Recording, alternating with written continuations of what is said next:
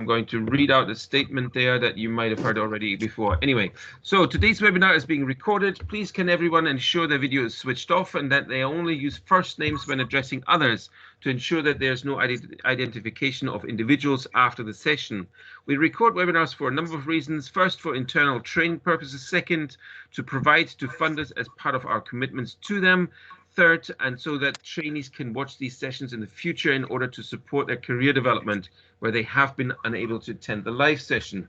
We store these videos on our secure internal Teams platform and as private YouTube videos, which cannot be accessed without our permission. We will store these videos for a maximum of 5 years. You will have the right to choose to leave the session at any stage if you do not wish to be recorded. If you do choose to leave, we will hold another unrecorded webinar to accommodate you wherever possible. If you have spoken during the session and wish the recording to be deleted, we will do so. Neither Microsoft Teams or Springboard store any information about you, including your IP address. For further information, please visit the news article Understanding Webinars. Oof, right, okay. And in the meantime, did I see that there was somebody else came into the... No, I think... Oh, yeah, there's another one person coming in. Great, okay. Now, ladies and gentlemen, thank you very much for joining us. I have the absolute pleasure to introduce you to Denis Leahy, who is from Diageo. Denis, you are going to talk to us about Guinness a little bit later. However, before that, first of all, we're going to talk a little bit about your job. Now, your official job title is Quality Manager. Is that right? Yes, that's correct, Wolfgang. So, I'm quality manager for London. What does that actually mean? What sort of things does a quality manager actually do for Diageo? Well, a bit of everything really. But I look after 18,000 pubs in the London area. So how many did you say? 18,000? 18,000, yes. Wow, that is impressive. Yeah, I've got a team of 12 engineers who work for me. And those 12 look after about 1,500 pubs each. So they are responsible for the installation and servicing of all the Diageo dispense equipment. Wow. So you're basically making sure that the perfect pint is being poured in all of these 18,000 pubs. Yeah, so Guinness has got a long history of having Guinness quality ambassadors who follow the beer out of St. James's Gate and make sure it's absolutely perfect for our consumers. We're an indirect trade in the GB, so we don't sell beer to pubs. But what we do is we make sure that the consumer gets a great pint every time with Guinness. Fantastic. So talk us through what sort of a typical day looks like for you then. So if most of the time I'm out accompanying my engineers on the road, looking after their training, making sure they're keeping up with the latest innovation, making sure they're keeping themselves safe in call. Obviously, we deal with a lot of mixed gases in confined spaces. So make sure that they are looking after their health and safety, make sure their training's up to date, and just making sure that they are maintaining great looking, great tasting Guinness in every call. Some of the other roles that I do, I look after events in GB. So I look after the big stadiums like Murrayfield, Twickenham. And I also do the photo shoots for Guinness. So this week we've done a photo shoot down in Shoreditch for the relaunch of Guinness into the on-trade. And we set up a mobile bar this week as well for Green King for their back to trade and how to social distance when getting back into the pubs. Okay. And what would you say is sort of your favorite thing about your job? If there would be maybe one sort of task out of all the different things that you do on a day-to-day basis, what would be sort of the stuff that you look forward to doing the most? I have to say it's really talking to consumers. We're one of the only businesses in GB, one of the only beer businesses in GB that actually go in and get a pint of Guinness poured. We actually put our thermometers into it to check the temperature. We've got little head size gauges. We record every pint of Guinness that we sample. And it's amazing when customers are at the bar and they actually see what we do. The fascination with Guinness in the on-trade and the fascination with beer drinkers around Guinness and its history is something that they always love to chat to us about. So yeah, meeting consumers would be something I really enjoy in my day-to-day role. And you've been in this role for 25 years, or in the company for 25 years. Is that right? Yes, I started off in Dublin Uh-huh. back in 1995 as a technical rep, so doing the job that my engineers do, Mm-hmm. doing installations and servicing in Guinness in Dublin. I moved over to GB in 1997 to continue in the quality role, and I've been a line manager in the business since 1999. So yeah, I've been around a long time. I have to say the last quarter of a century has absolutely flown by. I think when you do a job that you absolutely love, it's so much easier, and it's not really a chore. It's a passion. It certainly sounds like it. So what you say one of the perks of the job is that you can get regularly sample, obviously, the Guinness yourself as well, I take it. Yeah, it's not as glamorous as you might think. So quality issues tend to be when there's poor quality. So Hmm. it tends to get escalated to me when the engineers can't resolve the problem. Oh, So sometimes my week can be spent drinking the most or sampling the most god awful Guinness that you'll ever come across in your life, and trying to get a resolution for the outlet and for the consumer. So it's not all perfect Guinness. It's there is some mucking bullets as well sometimes, as we say.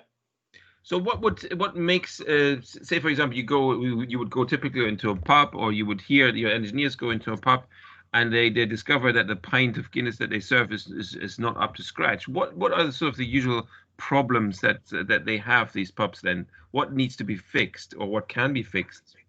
It's always invariably down to hygiene. Not cleaning their lines, not cleaning Hmm. their glassware properly. Guinness is a live product. We brew Guinness with yeast. Yeast is a live culture. If you don't clean the yeast out of the lines regularly, it will grow. As it grows, it gives off carbon dioxide, which gives you high heads on the beer. But also over time, that yeast dies and decays in the line. So you will end up with a pretty sulphurous smell of the beer lines, and it can get, if not checked regularly, it can really get out of control. So it can be pretty horrendous sometimes. Oh wow! Now I've never been to Dublin myself, but I hear the rumor is from so many people that apparently the Guinness in Dublin tastes completely different than to over here. Would you say is it correct? And if so, why is that? So I always liken to it that sangria always tastes better on a beach in Spain, and ouzo always tastes better in a restaurant in Greece, and schnapps always tastes better in a beer garden in Germany. Fair enough. Um, I think when people go to Dublin, they get caught up in the whole mystique of Guinness. They're in a bar, everybody's drinking it. There's a band playing, and it just seems to taste so much better. I think from a technical perspective, Guinness has about 40% market share in Ireland, so 4 out of every 10 pints is a pint of Guinness, Wow. whereas in the UK it's about 1 in 9. Hmm. So that rate of sale and that flow on Guinness, if you're not selling loads of Guinness, the more Guinness you sell, the better it flows. So there Hmm. is a slight technical issue, but in terms of the actual specification of the beer, it's actually exactly the same. An interesting fact for you would be that we actually sell more Guinness in London than we do in Dublin, Oh and wow. we sell more Guinness in GB than we do in Ireland. So I Mm. love when people ask me that question, because I've always got that answer at tip of my tongue. Fair enough. Fair enough. So obviously we're addressing here an audience of job seekers there, and you've been 25 years in the same company. Obviously, I take it you haven't had to write a CV for quite a long time. Then is that right? No, I've done a number of jobs within Guinness in the last 25 years. I've been a Guinness Global Ambassador. I've travelled around the world with Guinness. Mm, I've done events. I've done comments back to Dublin. I've had to reapply for my job 4 or 5 times. So okay. I've always had to. You always got to sort of keep on your toes. Every day is a school day in my book. You always learn something. If you haven't learned something in a day, then you've not really done your job. Hmm. Um, I came to Guinness totally by accident. I was an electronics engineer, and I Mm, was being made redundant. And Guinness offered me a job for 3 months in the summer, and I decided to take the job so that when I got my redundancy, I planned to travel around the world. And I thought when I come back, it would be good to have Guinness on my CV.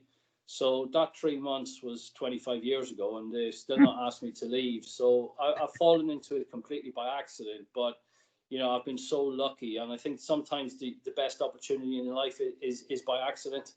So always take those opportunities as they come up. Great. And would you say, looking back at the last 25 years, is there sort of one day or one event that stands out for you as maybe your favorite day on the job, or is there anything that pops up there?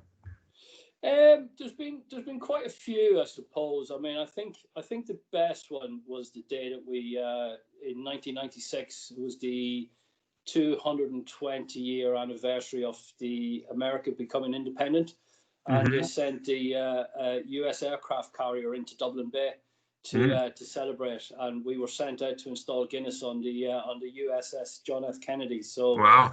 I think installing Guinness on the deck of an aircraft carrier was pretty special, really.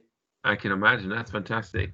So, would there be any sort of top tips that you might have for the job seekers out there? I mean, all of these guys are currently looking for a job, and obviously that's a bit challenging in the current climate there.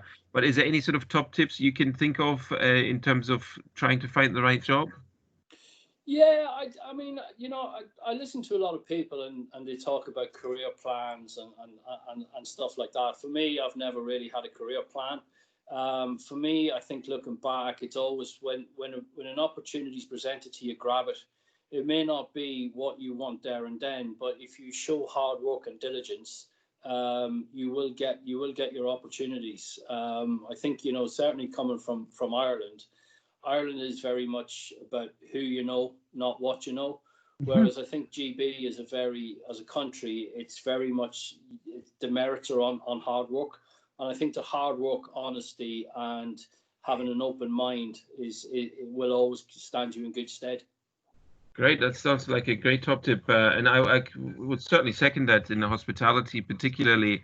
You may not start with your dream job there, but once you get your foot in the door with a company that you like, and you can show them, as you said, the hard work and dedication there, then you can progress usually within the company to other positions that then end up being your dream job. So yeah, sometimes it's just to try and get your foot in the door somewhere, start somewhere and show your commitment. So I think that's a great top tip. Thanks for that, Dennis. Okay, well, I think let's get down to business. Let's have a look at Guinness. I mean, Guinness is obviously an absolute legendary brand. Talk us through it then. What makes it so special? Sure, no worries. So, guys, thanks for listening to me today. I'm just going to take you through a short presentation on Guinness. What I want to talk to you about really is the quality team in GB.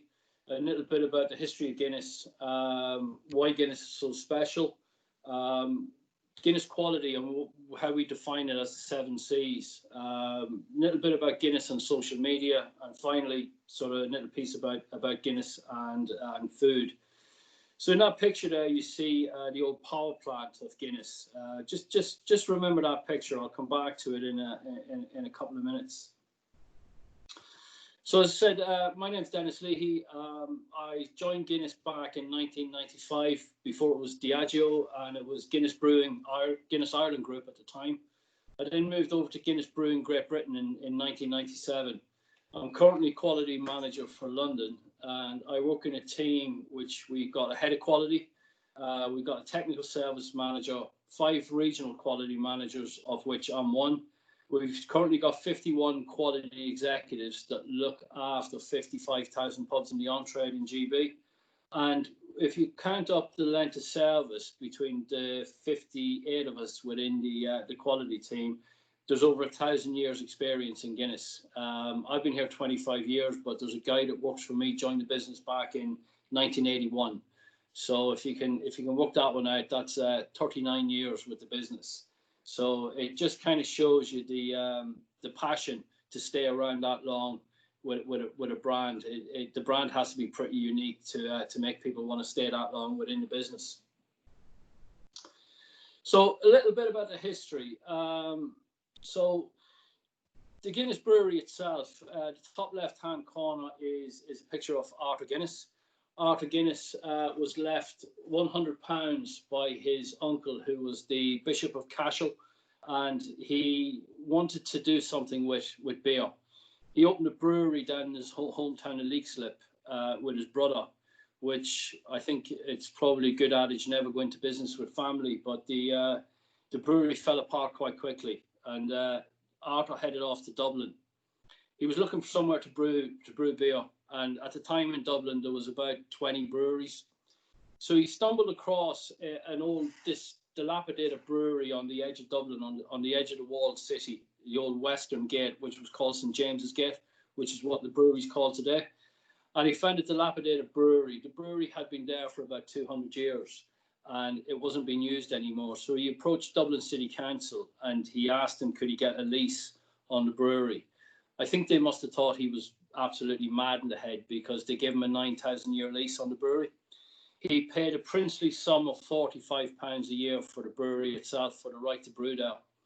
And we still hand over that for a cheque for £45 to Dublin City Council every year on New Year's Eve to celebrate the time we've been in the brewery. So he took the brewery over in 1759. If I give you context of what 1759 means in historical terms, the Industrial Revolution hadn't started in Britain. America was still a colony of Great Britain. The Napoleonic War hadn't started. It was, it predates a lot of the sort of postmodern history or pre-modern history that we see today. So he took a 9,000-year lease. Arthur was the brewery itself was originally 4 acres, but it quickly grew to 69 acres that it is today. Arthur was quite a man. Not only did he brew great beer, but he also fathered 21 children in his lifetime, and 13 of those kids made it into adulthood. Wow. He quickly became one of the biggest brewers in Dublin. At the time, it was only really ale that was drunk. Lager hadn't really been invented. Lager was more of a continental drink that was drank in Europe. Ale was the main sort of drink of the British Isles at the time. And he started brewing ale straight away. By 1769, 10 years after opening the brewery, he started to export beer to England. At the time, the whole of Ireland was part of the British Empire, and any products coming into England were subject to an import tax. So he couldn't really compete with the English brewers in terms of price. Even though his beer was superior to the rest of the brewers in England, he couldn't compete, because once the tax went on to it, the import tax went on to it, it made it unviable. But he came across a product that was being brewed in London at the time. The product was started by a man called Ralph Harwood, who was an entrepreneur in London, and he bought a warehouse full of barley that had been fire damaged.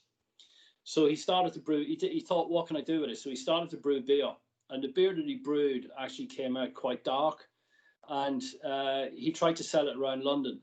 And nobody would drink it. Nobody wanted it, because people were just used to drinking ale. So the only people who'd buy it were the porters of Covent Garden and Smithfield Market. So the beer quickly became known as porter. And today you'll still hear people call for a pint of porter when they're asking for a pint of Guinness. So that's where the name comes from. Arthur quickly realised that if he started brewing this, it wasn't subject to import tax because it was a new product. So he started brewing porter and exporting it to London. By 1783, we've got no records of Arthur brewing ale anymore. The porter had been so successful that he'd moved on to that. And by 1795, Guinness was one of the most popular porters in London. So by 1795, he had established himself as being one of the main brewers coming out of Ireland. So our key brand asset. So if you look at the harp, the famous Guinness harp, it's actually Brian Boru's harp. Brian Boru was the last United King of Ireland. He drove the Vikings out of Ireland, and his harp is in Trinity College in Dublin. So Arthur was looking for a logo for his beer, so he lit upon the harp itself. He first used it in 1862 on his bottles of Guinness, and he trademarked it in 1876. Quite interestingly, in 1922, Ireland became independent from the rest of the United Kingdom, and the Irish government were looking to reuse the harp, which had always been a symbol of Ireland. If you look at the picture on the top left, the harp on the blue background, it's actually the national flag of Ireland. People think that green is the national colour of Ireland, but royal blue is actually the colour. And the golden harp on the background was the original Irish flag. Below that, you can see the passport. And if you notice the difference between the two, the harp on the flag and the harp on the passport are inverted. The reason they're inverted is because Guinness had trademarked Brian Brew's harp, and the Irish government couldn't actually use it to denote a symbol of the country. So it kind of shows you how long Guinness has been around. It actually outdates the Republic of Ireland, or the Irish Free State as it was known at the time. So a couple of pictures here of the brewery itself and what makes it so famous. So you can see on the top left, you can see the barley that's being roasted. Guinness barley has to be roasted to 232 degrees Celsius. Anything below that and it doesn't roast. Anything above 232 degrees, it actually catches fire. So it has to be roasted to a precise temperature, which blackens the outside and chars the inside. We have two huge coffee grinders, coffee roasters in the brewery that actually roast the barley itself. Barley is quite similar in shape and size to coffee beans, so coffee roasters are the ideal thing for roasting the beer itself. In the top middle, there's some pictures from the archive. Guinness has always been about the people who brew the beer. Guinness was the first company in GB in the United Kingdom at the time to have a company doctor and give people paid holidays. Arthur Guinness was a big advocate of green spaces in Dublin, and places like St. Stephen's Green at the top of Grafton Street was dedicated to the people of Dublin by Arthur Guinness himself. In the top right, you can see the vast fermentation tanks, and behind those you can see some tenement buildings. They're actually buildings that were built by the Guinness Trust. In 1759, Dublin was one of the biggest slums in Europe, and Arthur Guinness wanted to make sure that he was looking after his employees and the people of Dublin. So he built housing for them, which is still held in trust today by the Guinness Trust. When the brewery was opened in Park Royal in London in 1929, they started building houses around London as well. There's still examples today in places like Hammersmith and Maida Vale. You'll see buildings with the Guinness Trust on them, and you'll still see Guinness Trust maintenance vans going around that look after the housing and look after the people that were there. Anybody that works for Guinness in one of those houses, even when they retire, they still get subsidised rent from the Guinness family as a thank you for their time serving the brewery itself. In the bottom left, you'll see a picture there with some kegs, and it says anything we can dream up, we get to brew up. That's our pilot plant, or the Open Gate Brewery, and that's where our brewers experiment with old recipes. Arthur Guinness was meticulous about keeping recipes of the beers that he brewed, and we still have those in the archive today. The only problem is that we have the ingredients, but we don't have the quantities that he brewed them in. So the guys in the Open Gate Brewery will brew up experimental beers and they will test them out on the public. You can go in there any night of the week. It costs €6 to get in, and you get to sample 4 beers. As you can imagine, it's a huge tourist attraction in Dublin. Bottom middle is Brewhouse 4. People think of the Guinness Brewery as being quite antiquated, and St James's Gate being something from the 18th century. Brewhouse 4 is the most modern brewhouse in the world. That brewhouse that you're looking at, all that stainless steel, that brews about 1 billion pints of Guinness a year. So it's a huge operation. About 3 million pints of Guinness a day get brewed in there and exported around the world. And the picture at the bottom right is a picture of the gas tunnels, the access tunnels under the brewery. If they look familiar, they were built the same time as the London tube system. So actually, it's exactly the same as the tube system in London.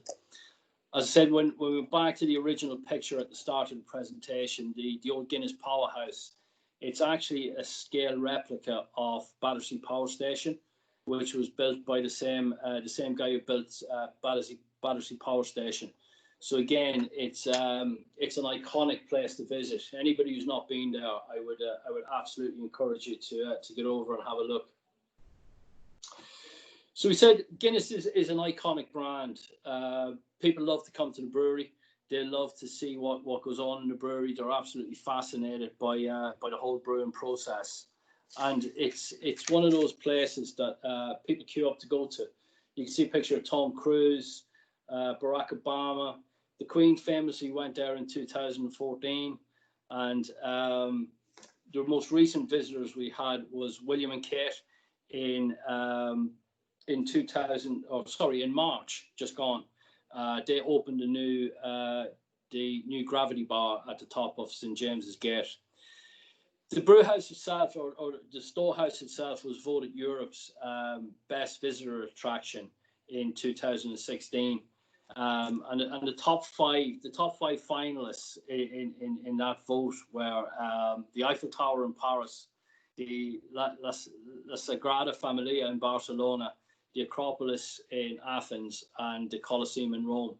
And the Guinness Storehouse was voted Europe's #1 visitor attraction. It gets about, I'm not sure the numbers. I think it's about 4 million visitors a year come to Dublin and go to St James's Gate. And when I walked in St James's Gate, you would see people actually burst into tears when they got to St James's Gate themselves. It's quite amazing the power the brand has over people. So in terms of its global footprint nowadays, it's been exported since the 1800s. It's now sold in 120 countries around the world, and it's brewed in 49 countries. When we say it's brewed in 49 countries, it's actually Guinness Original or bottled Guinness is brewed in 49 countries. Draft Guinness is only brewed in St James's Gate. So wherever you go in the world, if you get a pint of Guinness out of a beer tap, it's been brewed in Dublin. And if you get a bottle of Guinness, it's probably being brewed locally. What we do in Dublin and St James's Gate is we make a product called Guinness Flavour Extract, which is like a Guinness molasses. It's a really gloopy, viscous Guinness. And that's exported to all those 49 breweries. They cannot release their beer until they've added Guinness Flavour Extract to get a precise colour and flavour match. Once they get a colour and flavour match that matches St James's Gate in Dublin, they can then release that beer into trade. So no matter where you go in the world or where you drink Guinness or what type of Guinness you drink, there is something that's being brewed in St James's Gate in that product. So why is Guinness so special? It's quite simple, really. Guinness just use 4 ingredients. There's no additives in Guinness. It's hops. We use isomeric hops. The hops aren't there to flavour the beer. They're there just to stabilise the beer, just to sanitise it and to give it preserve in life. So they're just there to stabilise. Water itself, Guinness use about 27 million litres of water a day in the production of Guinness. The actual brewery itself, the whole 65-acre site, sits on a reservoir of about 3 billion litres of water. And that water comes in. Popular myth would say that Guinness is made from Liffey water, the river that runs through Dublin. If you've ever seen the Liffey, you certainly wouldn't brew beer with it. Never mind, you wouldn't even set foot in the Liffey. It actually comes in from the Wicklow Mountains. It comes in the largest commercial water pipe in Europe. And if you've ever been to Dublin and had a glass of water or brushed your teeth, you've probably used water that's been through to making a Guinness. Most of the drinking water in Dublin actually comes in through that water pipe, comes through the brewery, produces Guinness, and then goes into the town water supply. The water actually comes out of the brewery cleaner than it goes in, and it comes from a natural source high in the Wicklow Mountains. But yeah, if you've ever had a glass of water in Dublin, it's probably been used in the production of Guinness at some point. The barley that we use is premium barley. We've got farmers that go back 7 generations that have been producing barley for Guinness, and we only use premium barley. A proportion of that barley is roasted to give you that dark ruby red colour of Guinness, and we only use the most premium barley, as I said. Our yeast is a yeast strain unique to Guinness. Every time you produce yeast, you produce a brew, you have to cultivate the yeast and propagate it. And even through shutdowns, so through the Second World War, through the First World War, even when production of beer had dropped and most brewers had shut their doors, we kept brewing beer. We kept brewing beer because we wanted to keep our yeast going. If you don't keep brewing beer, the yeast will die. So it was something that we wanted to keep doing, just to make sure that we kept that unique yeast. In London, there is a brewer's yeast bank where all the brewers will keep samples of the yeast under lock and key. We keep a sample of that yeast in the yeast bank in London, and we propagate our own yeast. Each yeast strain will take about 7 brews, and then it needs to be started again. But it's a continuous culture of yeast that dates back to 1759. So it's the one part of the brew that still has a direct link to Arthur Guinness himself. So Guinness have always been at the forefront of innovation. In 1959, to celebrate the 200 years of brewing, Guinness introduced nitrogenated beer into the trade. It was the first time that nitrogenated beer had ever been produced globally. Before that, a byproduct of brewing is carbon dioxide, and most beer just had carbon dioxide in it. Guinness introduced nitrogen in 1959, which gives you that distinct creamy head that you get on a pint of Guinness today. In 1988, we also invented the widget, and the widget was there to try and replicate to draft beer in cans. And the widget itself contains some nitrogen under pressure. So when you open the can, it actually releases the nitrogen to give you the creamy head on the beer. In 1991, really fascinating fact, and I love this fact, the widget was given the Queen's Award for Technology in 1991 for its innovation. And the runner-up that year was a little thing called the internet. So I'm not sure what happened to the internet, but the widget's still definitely around. That's a great story.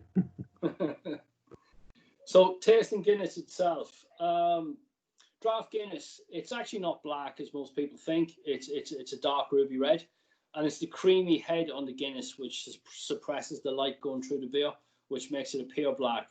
But if you hold Guinness up to the light, it actually is a dark ruby red.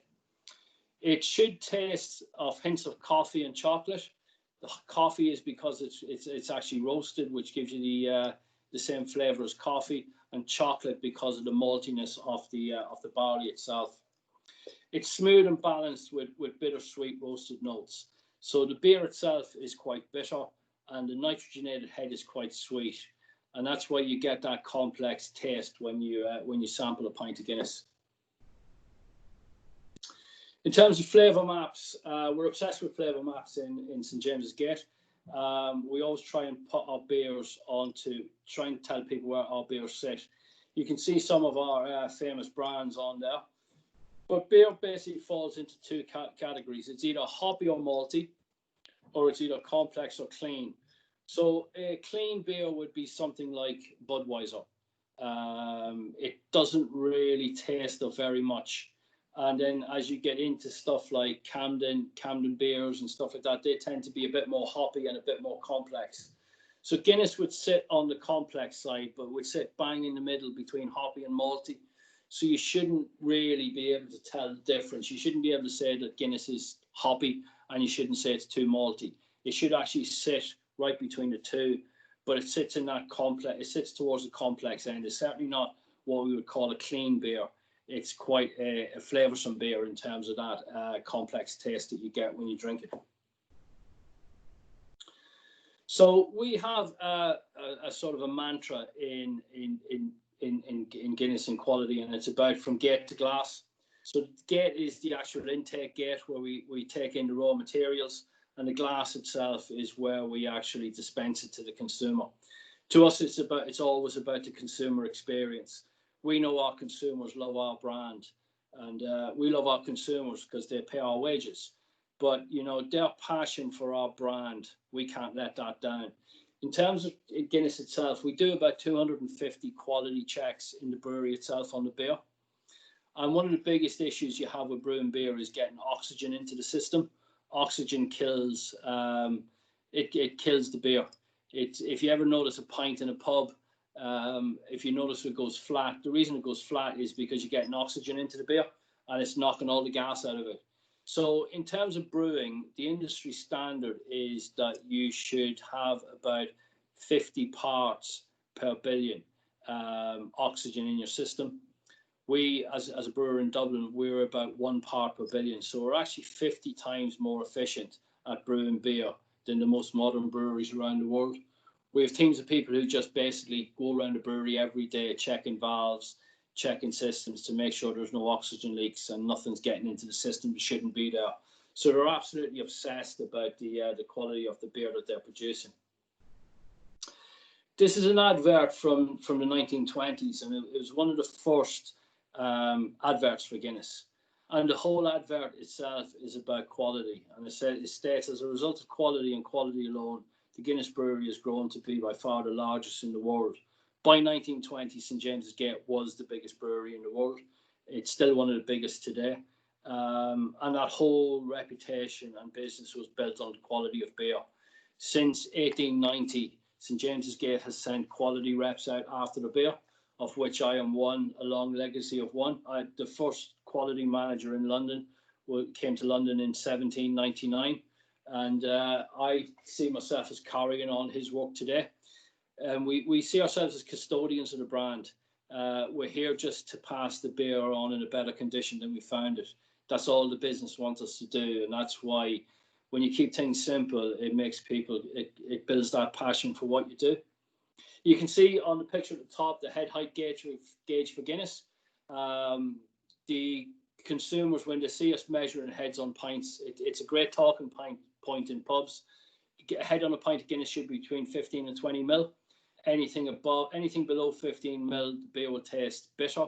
Anything above 20 mil, you're actually breaking the law, because you have to have 90% liquid and glass in the UK. And then you can see some of our advertising from around the world. This is one of our ad campaigns from Africa. Bottled Guinness in Africa is huge. It's the biggest selling beer across the continent of Africa. We've had breweries in Africa since the 1930s. If you ask somebody from Kenya where Guinness comes from, they'll actually tell you it's from Nairobi. They're quite shocked when you tell them it's from Dublin. They actually believe that Guinness is a Kenyan brand. And they're very, the countries in Africa are very jealous and very proud of their beer. The Kenyans will tell you that their beer is better than Nigerian Guinness or Ugandan Guinness or Tanzanian Guinness. They all profess to have the best Guinness in Africa. And we like to encourage that rivalry between the countries, just to keep that quality standard at the very top. So in the UK itself, we follow a system called the 7 Cs, and we have an app now that basically it's quite an intelligent piece of kit. My guys can walk into a pub, it can take a photograph of a pint, and the software can actually analyze the pint and tell you whether it is to Guinness specification or not, in terms of colour, in terms of glassware, and in terms of head height. But ultimately, the best test of them all is to actually taste the beer to make sure it actually tastes good. And we try and distill it down as simply as possible for our customers. And we talk about the 7 Cs. And the 7 Cs are correct gas. The gas that we use for Guinness is a mixture of nitrogen and CO2. It's 30% CO2 and 70% nitrogen. And that's what gives you those tiny little bubbles that form that creamy head on Guinness. Correct temperature. Beer is like milk. You know, if you don't store your milk in the fridge, it'll go off. If you don't store your beer in a controlled environment in a cool cellar, the beer will go off as well. It'll age. It'll taste papery and lose its flavour. Clean lines are an imperative. It's a live beer. It's got live yeast in it. If you don't clean the lines on a regular basis, you'll get yeast build-up, which will cause problems with gas and decay. Clean glassware. In the UK, we reckon that 70% of beer problems in the UK are actually down to the glassware itself. It's the beer's fine, the lines are fine, the whole dispense system is fine, but the problem is that the licensee isn't cleaning his glasses correctly, and you can pick off flavors in the glassware. One of the big things that's been outlawed in this country is towel drying your glasses. And, you know, for those who've been around a while and know pubs from old, you used to see a landlord standing there with a cloth cleaning his glasses. You know, he'll then use that cloth to clean the tables and, you know, then go back and clean his glasses again. All you're doing is transferring bacteria and off flavors into the glass itself. Counter visibility is the other piece. Our latest innovation is the hop fount, which is based on Brian Brew's hop. But we've had many founts over the years. I think I am on my 7th rollout of a different fount. Started off with the old light box, onto the pint pots, abstract founts, millennium founts, gate founts. So we're now rolling out the hop fount, and it's great to see the evolution of Guinness. My biggest regret is that I've not kept one of those founts from each rollout. It'd be great to have that collection at home. Consistent freshness is the other piece. You know, it's like anything. You notice when people go to supermarkets today, they're checking the best before dates on everything. It's the same with beer. You know, beer's got about 5-week shelf life when it goes out into trade, and once you tap up a keg of Guinness, it should be used within 5 days. So again, having that freshness is really important. And then the final piece is the crafted presentation, making sure that you are pouring the beer correctly. So I will take you through the pour of the beer. So you can see some examples there of glassware, and you can see at the top a pint of Guinness that's been poured correctly. And if it has been poured correctly and the glass is clean, you can see in the picture beside it with the half-filled pint, you should see that clear lacing around the top of the glass. That tells you that you've got consistent freshness and great glassware. You can see at the bottom, you can see an example where the one on the bottom left is slightly grey, and the pint half drunk has got no lacing on it. And then you can see where there's worn branding, and what you get milk damage in the keg. One of the biggest problems with glass washers in pubs is that people put coffee cups in, and any milk that gets onto glassware will absolutely destroy the glassware. It's corrosive. It pits the glass, and you can see, you know, you really wouldn't want to drink a pint from that glass. You can see the latest innovation in account of visibility. On the top left, you've got on the left, you've got the hop fount, and on the right, you've got the old gate fount, which we're phasing out, and in the middle, you've got our T-bar badge. So you can see that we are constantly innovating our dispense equipment. And then the pour itself. So to talk you through, we haven't got draft Guinness here today, unfortunately. We just started brewing beer, and our first kegs are going back into trade on Monday for reopening next Saturday. So we don't have any beer to actually pour. But how you pour a pint of Guinness, 45-degree angle. Never let the beer hit the bottom of the glass. It should always pour smoothly down the side. As you fill it, you top it up. You fill it to the top of the hob, and you leave it then.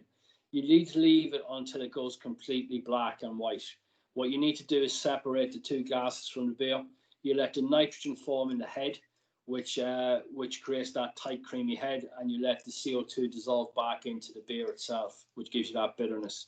You then top it up by pushing the handle away. If you've poured a pint of Guinness correctly, you'll see the one on the far right. You'll see that beer's got a slight dome on it. It's called a pneumiscus. You'll only get that with Guinness, and you'll only get it if it's poured correctly. And what you're doing is that the tension in the nitrogen is so high that you can actually raise the head above the glass and it won't overspill. And Barman in Dublin try to have a competition every year to see who can get the biggest dome on the beer before it actually spills over the side. And it's quite interesting to see these guys when it goes wrong. They get quite embarrassed about it. So a good experience. So where my job comes in really is making sure people get a good experience with Guinness. Cash impact for an outlet. If an outlet gets quality right, people spend 25% spend more money in the pub, and 25% spend more time. They'll actually impact traffic on the outlet. 80% of Guinness drinkers will visit the pub more, and most importantly, 75% of them will tell 9 or more friends. Especially in the days of social media, We notice in the trade, people always talk about pubs that sell good Guinness. They never talk about pubs that sell good lager. It's always about pubs that sell good real ale or good Guinness. So Guinness is seen as a lighthouse brand or a lighthouse for good pubs. So pubs getting the Guinness right will sell more and make more money, and that's the hook that we get them to really look after the quality of the beer. If I'm honest, I'm not really interested whether they make more money or not. I'm interested in making sure our consumers get a great pint. When you're paying £5 for a pint of Guinness these days, the least you can do is have it done correctly. A bad experience, 68% of consumers would reject the pint on the left-hand side. That pint has been over-poured. The head height is too high. The golden harp on the front of a Guinness glass is there specifically so the head should not creep above it. If the head creeps onto the golden harp, it's too high. And then you can see on the right-hand side the effect of a dirty glass. There's bubbles in the head's too small. The glass, you can see there's swirls on the inside where the glass has been cleaned by a cloth, and there's milk damage as well. So again, 82% of consumers would reject this pint. So again, you can see some examples of our 7 C's test when people don't get it right. Oversized heads, frog eyes in the beer where the beer's hit the bottom of the glass. You can see an example of a fob detector where the line's dirty, flat heads, brown heads. There's a whole raft of issues you get with poor quality Guinness. In the days of social media, it's become really apparent to us. There's a social media site out there that reports on poor quality Guinness in London. And on the examples here, you can see on the left-hand side the pints that consumers have got and have taken pictures of them and posted them on the site. We've picked those posts up on the same day and we've got out to those pubs. And the pint on the right of the bad pints is the pint that my engineer left the pub in when he's finished. So you can see the impact that my team have on the quality of Guinness. And if you look at those pints left to right, I think that, you know, even if you're not a Guinness drinker, I think I can probably guess which pint you'd prefer to have. A lot of the times, licensees don't understand what they're doing wrong or don't see it as a problem. But when we come in and explain to them they've been held up on a social media site, they soon want to listen to us and work with us to make sure it's done correctly. And then finally, Guinness and food. Guinness has always had a long history of association with food, especially in Ireland.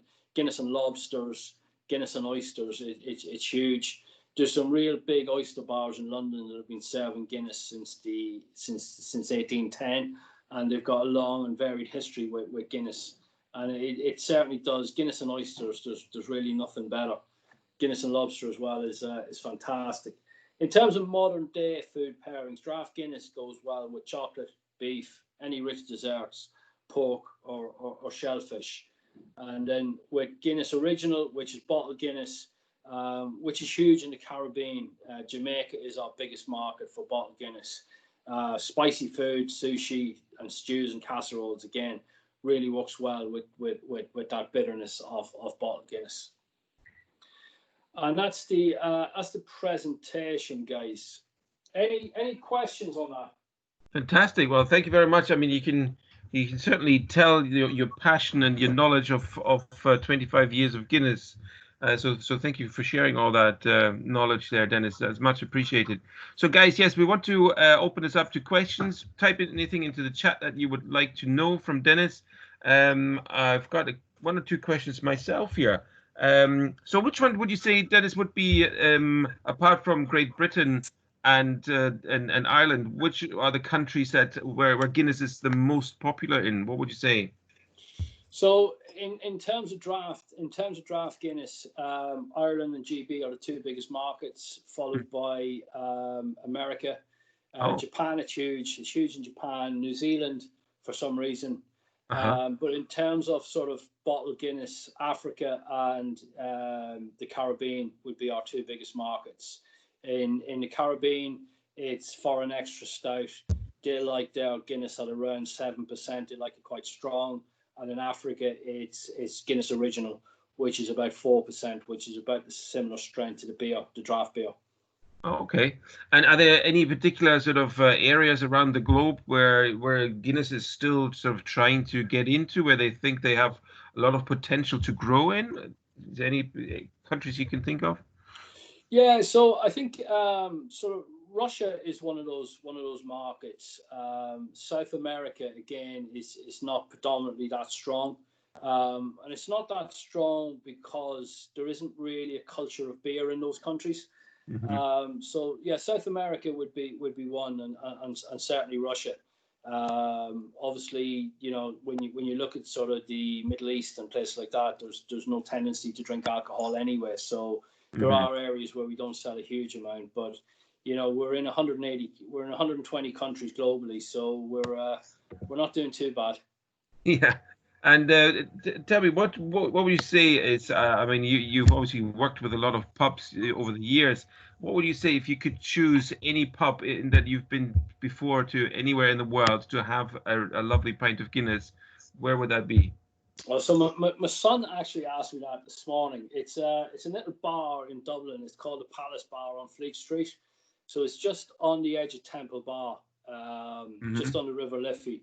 Narrow little bar. If you walk past it, you probably wouldn't even realise it was there. It's a tiny little place. It's frequented by the journalists of Dublin and the media of Dublin. They all go in and kind of catch up on the gossip around Dáil Éireann and the government. But yeah, it's been a favourite of mine since I started drinking Guinness before I even joined the brewery.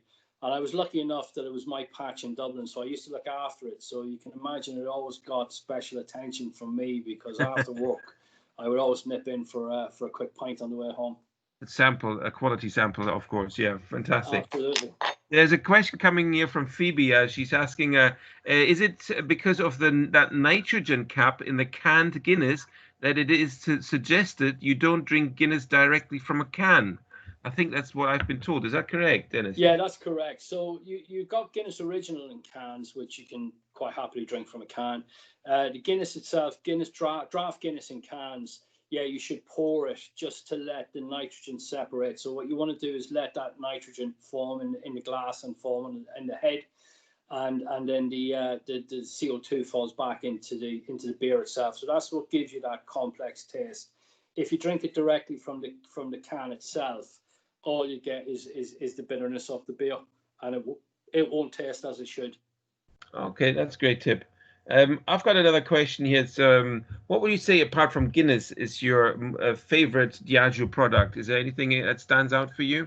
Obviously, Diageo has got Yeah, huge range of there's a products. beer. Yeah, there's a beer in Ireland. It's a hop lager, and it's from my hometown. That's my favorite beer from Oh, Guinness. I have to say I've been a lager drinker longer than I've been a Guinness drinker. I drink Guinness professionally, but when I go home, I love having a pint of hop. It just makes me feel at home. I shouldn't really say this as an Irishman, but I do enjoy Johnny Walker Scotch. I do like Johnny Walker Black Label, and okay. it's I should be biased towards Irish whiskey, but I have to say that Johnny Walker Blended, Johnny Walker Black is second to none. Yeah, I think I've never heard anybody say anything bad about Johnny Walker Black Label, and my son just recently gave me a bottle of that for my birthday, so I can totally identify with that one. That's for sure. He's a good son. Yes, yes, absolutely. I couldn't agree more with you then. Fantastic. Any other questions in the chat, guys? Put it down there. There was a question earlier from Daniel, more sort of about careers again. He was asking for any top tips of how to get into Diageo, meaning how would you get into working for Diageo? Any tips you can give us there, Dennis? Yeah, I mean, I think like most big companies nowadays, the way in through is through graduate schemes, and degrees seem to be the way to get into businesses nowadays. I think any if you work in the industry, in the beer industry at all, or in the on trade, in retail, you'll come across somebody from Diageo at some point. I think getting to know those guys, getting to understand the brands, getting to keep in contact with those guys. We very much like to employ people on referral. So if we know somebody that's passionate about our brands and wants to come and work for us, that's a great way to get an interview. So if you are introduced to somebody from Diageo, or you meet a rep out in trade, get their number, talk about the brands, ask them about opportunities, and they'll refer you at any stage. We also have a website, Career Shop, the Agile Career Shop. It's a great way to look at what the business is doing at the moment and what they're trying to recruit for. So I would firmly suggest that you keep an eye on that one as well. Great. So one way would be just to go straight to the careers page that the Agile has at the website, or alternatively, just go into the trade and get yourself a job in a nice pub that uses Diageo products, and then start building relationships with the Diageo reps when they come in. And there's quite a few of them, of course. So great tips. Absolutely. Really good tips there. Thank you very much. Okay, guys. Any last minute? So tell us, what have you got in there with you there just now? You have a bottled Guinness there. So I've got a bottle of Guinness Original, and you did ask me to kind of produce a drink for you, and yes. It's very hard to pour draft Guinness from home. It's something that I do on a regular basis. But you did mention that people have been doing cocktails. And yes. I just wanted to probably get you to introduce you to one that you may not have heard about. So just to give you the length of time Guinness has been around. So the French Revolution happened in 1848, and a lot of French aristocrats had to quickly leave France, and a lot of them came to London. And when they came to London, they tended to take the contents of their cellars with them, which meant that London was awash with millions of bottles of champagne. And champagne became very popular in London in the 1850s. So in 1861, Queen Victoria's husband, Prince Albert, died. And history tells you that Queen Victoria was distraught at the death of Albert. And she enforced 6 months of mourning in the country, and nobody could celebrate, no parties could be held, no festivals, nothing like that. And also it was seen to be very unpatriotic to drink champagne. So people didn't want to drink champagne, but they didn't want to be seen to be drinking champagne. So there's a famous club in London called Brooks Club in St. James's, and they decided that they would make a drink and they would disguise the use of champagne. They said it was in respect of Prince Albert and the mourning of Prince Albert, and they called it a black velvet. And basically what it is Guinness and champagne. And what you do is you pour the Guinness into the bottom, and very carefully you pour the champagne over the spoon, because you don't want it to froth up too much. Wow. And because champagne is quite bitter, and because Guinness is quite bitter, they used to add a dash of sugar syrup as well. Wow. And that was three. And you can see there it's slightly purple. And that was the armbands. That was a mark of respect to Prince Albert, that they had these that were supposed to match an armband. But the real reason for it was that people could drink champagne and not to be seen to be celebrating life. And that was and because you used to put some sugar syrup into it, that was 3 ingredients. That's actually the world's first cocktail. So cheers, guys. Well, enjoy then. Thank you so much, Dennis. That's really much appreciated. I'll give a last chance for anybody in the chat function if they have any questions, any last minute questions for Dennis, but you've comprehensively covered everything there is to know about Guinness there by the looks of it. So yes, well deserved. Enjoy your drinks there. And guys, thanks for tuning in. Yes, this is the end of the session here. I'm going to stop the recording now. Just bear with me a second.